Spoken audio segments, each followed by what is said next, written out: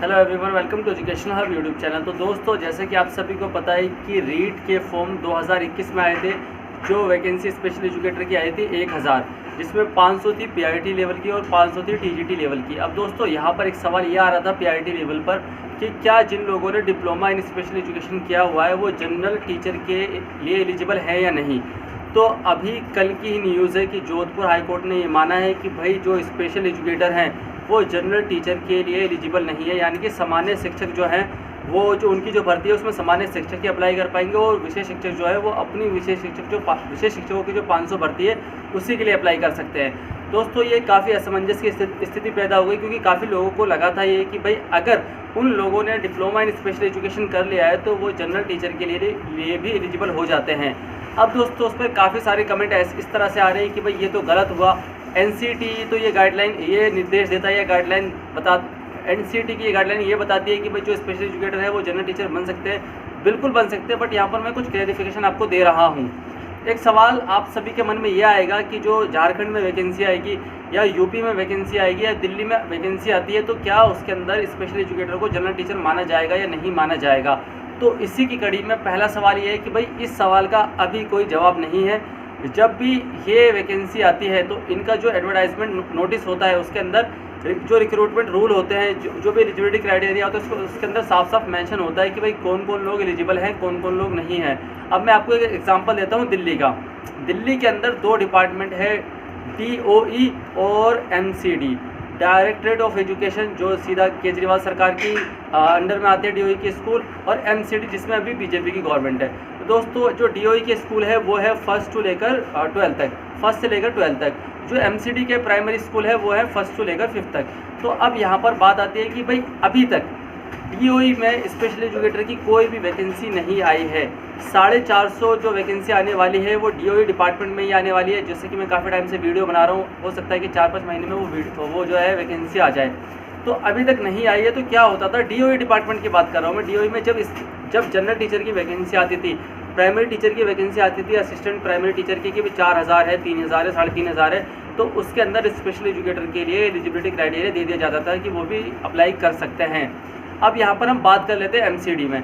MCD शुरू से ही 2010 से ही स्पेशल एजुकेटर की वैकेंसी निकाला है। तो वो क्या करता है कि जो स्पेशल एजुकेटर की वैकेंसी होती है उसके अंदर जनरल टीचर का जो एलिजिबिलिटी क्राइटेरिया वो हटा देता है, और जो वो पीआरटी की वैकेंसी निकालता है उसके अंदर स्पेशल एजुकेटर वाले अप्लाई नहीं कर सकते। तो ये 2 चीज़ें हो जाती हैं। मेरी बात समझ में आ गई आप लोगों को।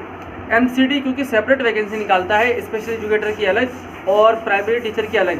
तो जब वो दोनों निकालता है तो जो प्राइमरी टीचर की वैकेंसी निकालता है उसके अंदर स्पेशल एजुकेटर के लिए कोई भी जगह नहीं होती है। सेम सा यहाँ पर आ जाता है राजस्थान में जो रीट की वैकेंसी आई है इसके अंदर भाई यही है कि भाई जब वो सेपरेट वैकेंसी दे रहे हैं तो वो जनरल टीचर के लिए एलिजिबल क्यों मान ले। तो यहाँ पर हाई कोर्ट ने ये माना है। आप लोगों की जो भी राय है वो आप लोग कमेंट बॉक्स में बताएंगे। मेरी 2 राय है पर्सनल जो कि होनी चाहिए, जिससे चीज़ें क्लियर चले, बिल्कुल ट्रैक पर चले। कि अगर हम हाईवे पे चलते हैं तो लेन होती है ना कि इस पर ट्रक चलेंगे, इस वाले पे कार चलेंगे, है ना। तो ये जो लेन होते हैं उसी हिसाब से मेरा ये मानना है कि ये बिल्कुल सही फैसला है। क्योंकि प्राइमरी टीचर की जो वैकेंसी है उसके अंदर प्राइमरी टीचर जिन लोगों ने डाइट की हुई है, डीएलएड किया हुआ है, वो लोग अप्लाई कर पाए। स्पेशल एजुकेटर बिल्कुल भी ना अप्लाई कर पाए। और यहीं पर स्पेशल एजुकेटर की जो वैकेंसी है उसके अंदर स्पेशल एजुकेटर ही अप्लाई कर पाए। अब दोस्तों, मैं बताता हूँ इसका बड़ा नुकसान क्या है। बाई चांस मान के चलते हैं जो लोग अभी डीएलएड कर रहे हैं या डाइट कर रहे हैं, जनरल डाइट कर रहे हैं, और वो लोग आप लोग मानते हैं कि वो काफ़ी अच्छे होते हैं, सीटेट में भी उनके मार्क्स अच्छे आते हैं और वो कॉम्पिटिटिव एग्जाम में भी अच्छे होते हैं, क्योंकि वही उनका जो पैटर्न है, उनको जो पढ़ाया जाता है वो वही चीज़ पढ़ाई जाती है। तो अगर ऐसा हो जाता है और वो स्पेशल एजुकेटर में अप्लाई करने लग गए, अगर मान के चलो, तो स्पेशल एजुकेटर में एक भी स्पेशल एजुकेटर ज्वाइन नहीं हो पाएगा। तो ये स्पेशल एजुकेटर वाली में स्पेशल एजुकेटर, प्राइमरी टीचर में प्राइमरी टीचर वाले, यानी कि जो जनरल टीचर में डाइट या डीएलएड वाले।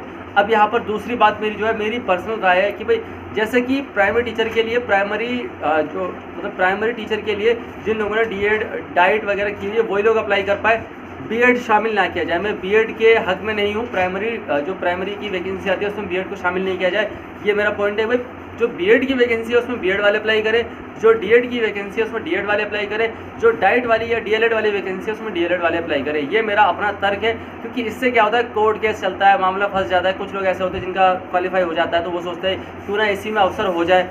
तो इस तरह से क्या है, असमंजस की स्थिति पैदा हो जाती है और कोर्ट केस के चक्कर में वैकेंसी 2-2 साल 3-3 साल लटक जाती है। और इससे सीधे तौर पर सरकारों को फ़ायदा होता है, क्योंकि वो गवर्नमेंट को फ़ायदा होता है, क्योंकि वो टीचर को सैलरी नहीं देते, क्योंकि ज्वाइनिंग नहीं हुई तो सैलरी नहीं देंगे। और इससे नुकसान जो है टीचर का भी होता है और बच्चों का भी होता है। जो बच्चे इंतज़ार कर रहे हैं कि टीचर आएंगे और टीचरों ने यहाँ पर कोर्ट केस का रखा है, वो मज़े ले रहे हैं। उसके चक्कर में जो लोग बिल्कुल एलिजिबल हैं वो भी गेहूं के साथ धुन पिसता है, तो वो भी लोग काफ़ी इंतज़ार करते हैं। तो मेरा मानना है कि कोर्ट केस वगैरह की सिचुएशन ना आए और सिंपल चीज़ें चलती रहे, तो ये बहुत अच्छा है। तो दोस्तों आज के लिए इतना ही। ये दो चीज़ें जो थी मेरी पर्सनल राय थी। आप लोग हो सकता है इससे सहमत हो असहमत हो, वो आपकी अपनी राय है। आप अपनी राय भी कमेंट बॉक्स में बता सकते हैं। आज के लिए इतना ही, मिलते हैं नेक्स्ट वीडियो में। Thank you all of you, keep watching, keep loving, keep supporting education of YouTube channel.